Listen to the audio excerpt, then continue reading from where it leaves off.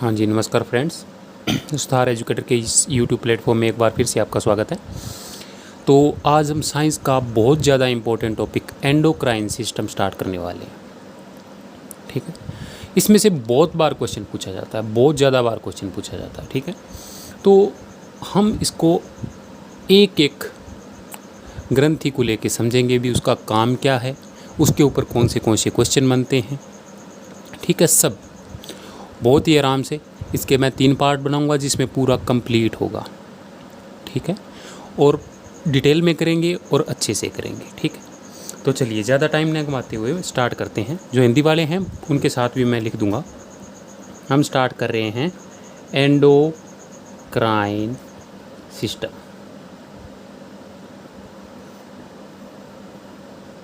ठीक है, इसको हिंदी में बोलते हैं अंतःस्रावी तंत्र। अंतःस्रावी तंत्र। ठीक है, तो चलिए इसमें एक्चुअली में होता क्या है, कुछ ट्यूब्स होती हैं। क्या होती हैं? ट्यूब्स। कुछ पाइप होती है इस तरह की, मान लीजिए।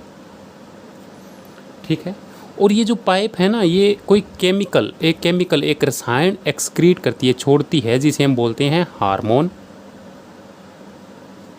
ठीक है, और ये जो हार्मोन है ये मिक्स हो जाता है रुधिर के अंदर, यानी कि ब्लड के अंदर, ब्लड में डायरेक्टली, ब्लड के अंदर ये मिक्स हो जाता है। ठीक है, डायरेक्टली मिक्स हो जाता है। तो अगर ये सिंपली पाइप है, इनके आगे कोई स्टोरेज नहीं है, इसीलिए इनको हम बोलते हैं डक्टलेस ग्लैंड। क्या बोलते हैं? Ductless glands. ये डक्टलेस होती है, ये डायरेक्टली पाइप होती है, इनके लिए कोई स्टोरेज एरिया नहीं होता। ठीक है, ये डायरेक्टली ब्लड के अंदर मिक्स हो जाता है, और इन्हीं ग्लैंड्स का जो सिस्टम है उसी को हम बोलते हैं एंडोक्राइन सिस्टम, यानी कि अंतःस्रावी तंत्र।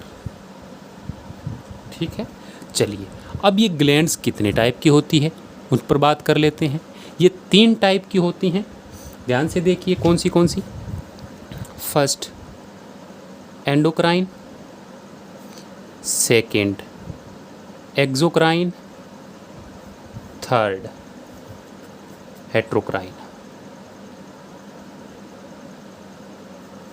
ठीक है, एंडोक्राइन को बोलते हैं अंतःस्रावी, एक्सोक्राइन को वारस्रावी, हेट्रोक्राइन को मिश्रित।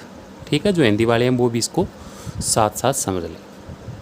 ठीक है, अब जो हमारे सिलेबस में है वो है एंडोक्राइन, और एंडोक्राइन में हम किस किस को पढ़ने वाले हैं उसके ऊपर हम बात करेंगे।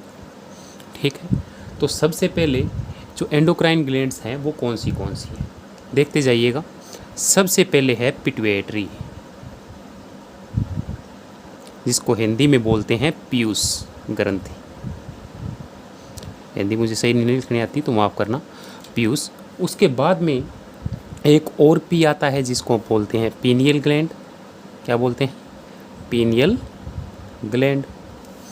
चलिए, उसके बाद में तीसरी है थायराइड। ठीक है, चौथी पैराथायराइड,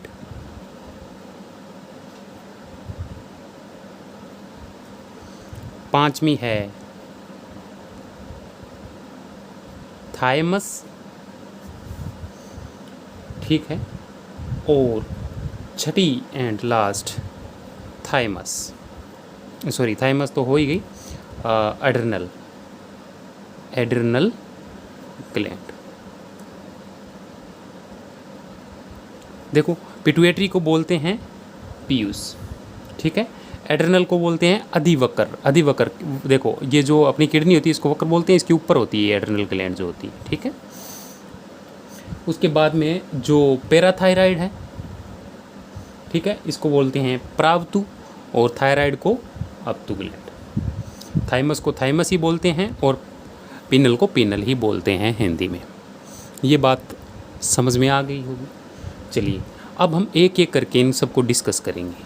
तो सबसे पहले आज हम जो सबसे इम्पोर्टेंट ग्लैंड है उसके बारे में और कुछ इम्पोर्टेंट पॉइंट्स जो है वो डिस्कस करेंगे। ठीक है, तो चलिए सबसे पहले जो सबसे इम्पोर्टेंट ग्लैंड है उसके बारे में हम बात कर लेते हैं, जिसका नाम है पिट्यूटरी ग्लैंड्स। कौन सी? पिट्यूटरी, पिट्यूटरी या फिर पीयूष ग्रंथि। ठीक है, चलिए अब देखिए पीयूष ग्रंथि सबसे पहले तो ये होती कहाँ है? ये होती है ब्रेन में, यानी कि दिमाग में। और फिर भी ये फर्स्ट क्वेश्चन यही आता है पिट्यूटरी ग्लैंड कहाँ होती है, तो ये ब्रेन में होती है। अगर इससे थोड़ा डिफ़िकल्ट लेवल का क्वेश्चन उन्होंने बनाना हो तो वो पूछ लेते हैं ब्रेन के किस पार्ट में होती है, तो ब्रेन के ये हाइपोथैलेमस पार्ट में होती है। किस पार्ट में? हाइपोथैलेमस पार्ट में। ये बात ध्यान रखना, कौन से पार्ट में होती है? हाइपोथैलेमस में। चलिए दूसरी बात, इसको हम बोलते हैं मास्टर ग्रंथि या फिर मास्टर ग्लैंड। इसको हम मास्टर ग्लैंड भी बोलते हैं। ओके, क्यों बोलते हैं ये हम इसके आगे जब फंक्शन करेंगे, इसके जो काम है, इसके जो कार्य हैं वो करेंगे, तब समझ में आ जाएगा भी इसको मास्टर ग्रंथि क्यों बोलते हैं। चलिए अब बात करते हैं जो ये मास्टर ग्लैंड है इसकी साइज़ क्या है। इसकी साइज़ होती है पी साइज़।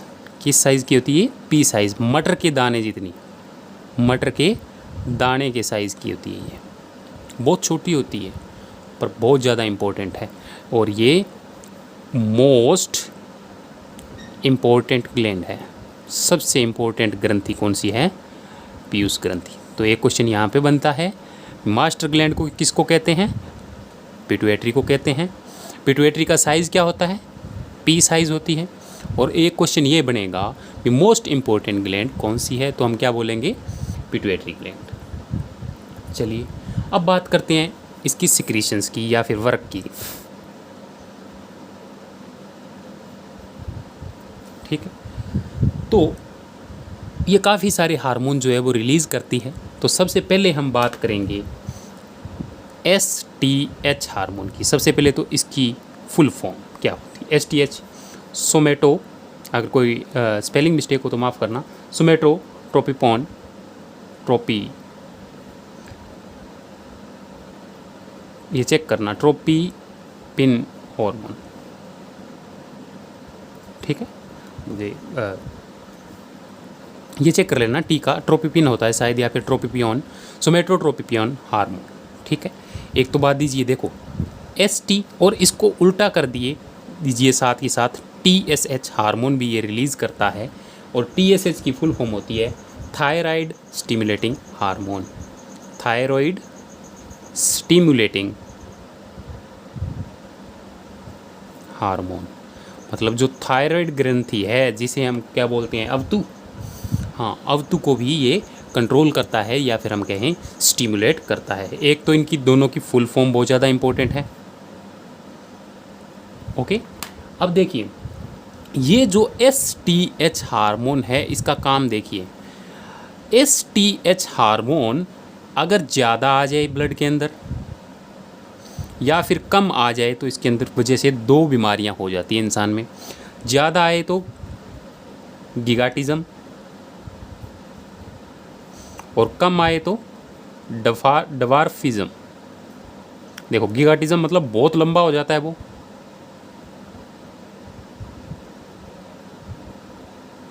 और डवार्फिज़म मतलब बौना रह जाता है, बंदा बौना रह जाता है।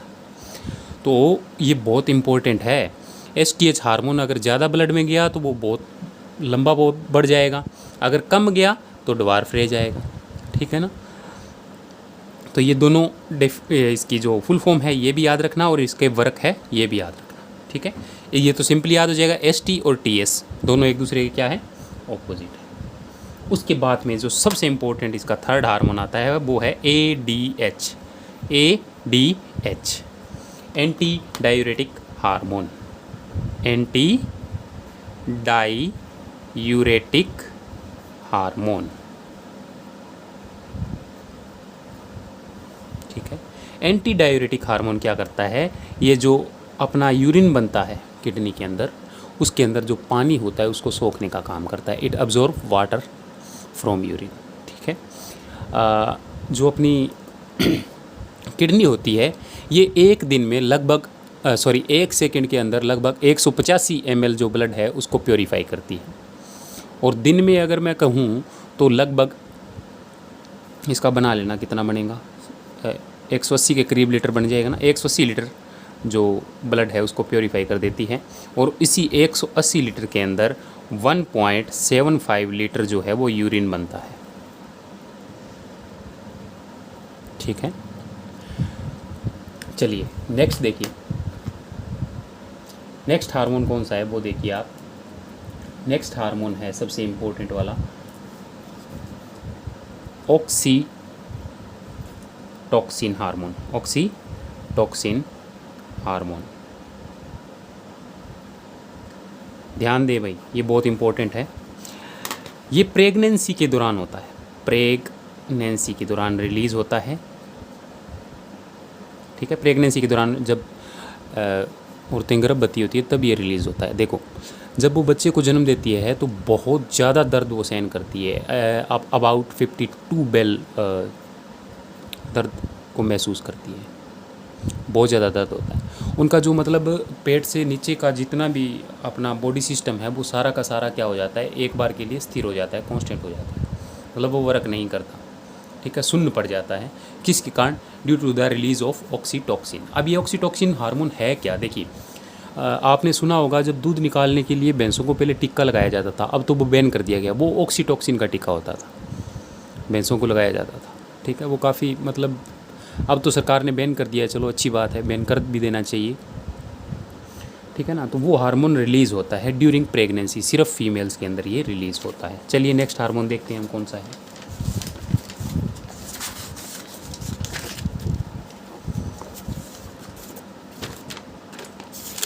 माफ कीजिएगा, नेक्स्ट हार्मोन जो है वो है ACTH हार्मोन, और इसकी फुल फॉर्म है एड्रीनो कोर्टिट्रोपिक हार्मोन। क्या है? Adrenocorticotropic hormone.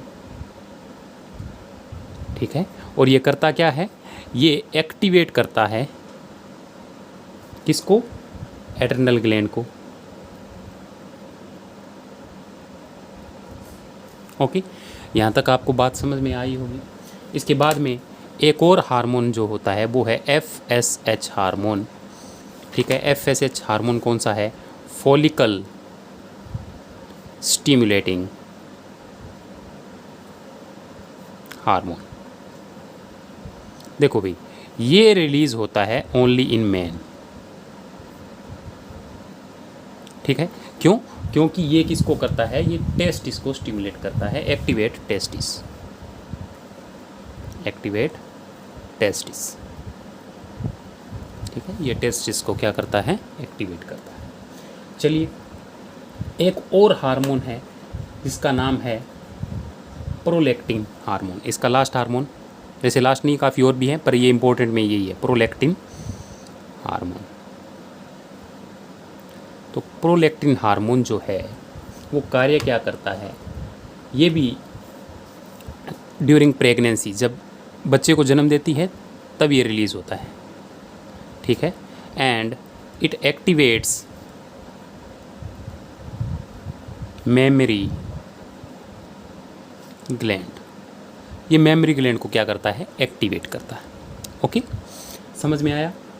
चलिए, ये तो बात कर ली हमने इसके डिफरेंट हार्मोन्स की। ठीक है, अब अगर मैं वर्क की बात करूं तो ध्यान से देखिए, जो ये पिट्यूटरी ग्लैंड है ये किस किस को कंट्रोल कर रही है? पिट्यूटरी हमारी ग्रोथ को कंट्रोल कर रही है, भी हम बड़े रहेंगे, लंबे रहेंगे, छोटे रहेंगे या सामान्य साइज़ होगा, इसको कंट्रोल कर रही है। दूसरी जो हमारी थायराइड ग्लैंड है उसको कंट्रोल कर रहा है, टेस्टिस को कंट्रोल कर रहा है, जो बच्चे को जन्म देना है उसको कंट्रोल कर रहा है, यानी कि प्रेगनेंसी को कंट्रोल कर रहा है। और क्या कंट्रोल कर रहा है ये?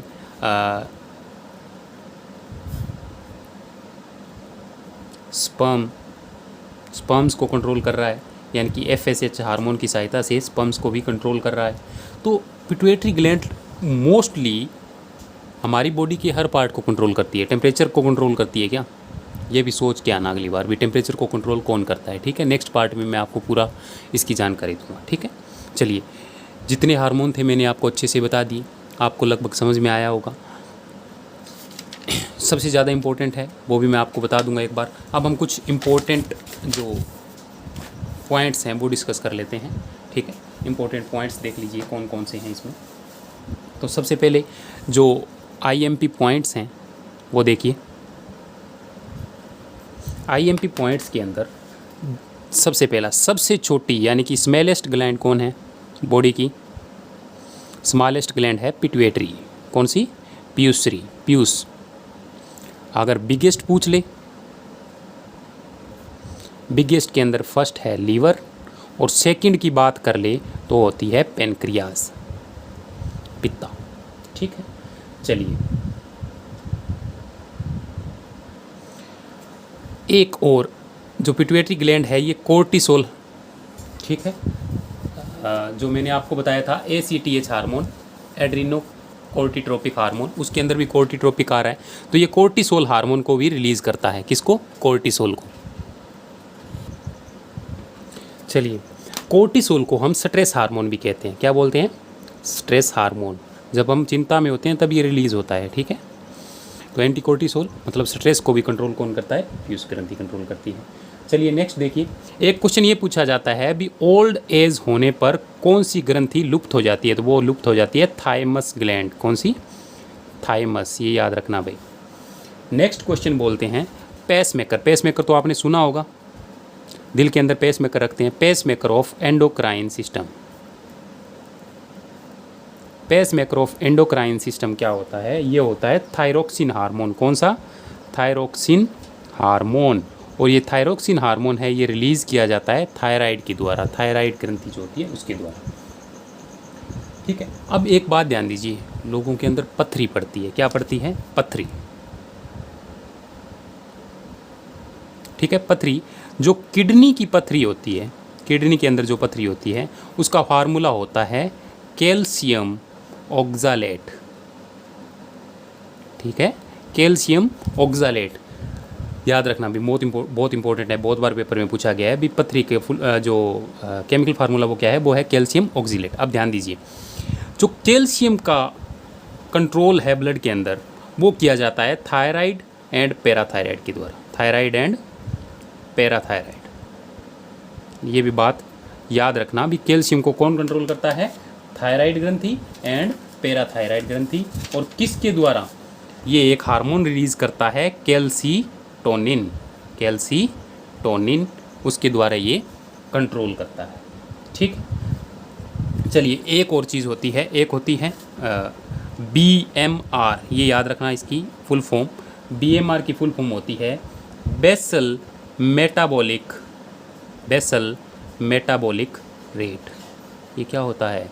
ये डिसाइड करता है भी कितनी कैलोरी कंज्यूम की जा रही है बॉडी के द्वारा, और इसको भी कौन कंट्रोल करता है? थायराइड कंट्रोल करता है, ठीक है ना। मतलब थायराइड हमारी बॉडी की एनर्जी को भी कंट्रोल कर रहा है भी, कितनी एनर्जी कहाँ पर यूज़ होनी है, ठीक है। होप सो आपको ये सारा समझ में आया होगा, और मैंने एक एक पॉइंट अच्छे से बताया। जितने पॉइंट मैंने बताए उन सभी पे MCQs बनते हैं, ठीक है। तो आप ध्यान से एक बार फिर से देखिए, आपको पता लग जाएगा भी कौन से MCQs यहाँ पे बन रहे हैं, ठीक है। अगर मेरी वीडियोज़ आपको पसंद आ रही हैं तो प्लीज़ शेयर करें और सब्सक्राइब करें। धन्यवाद।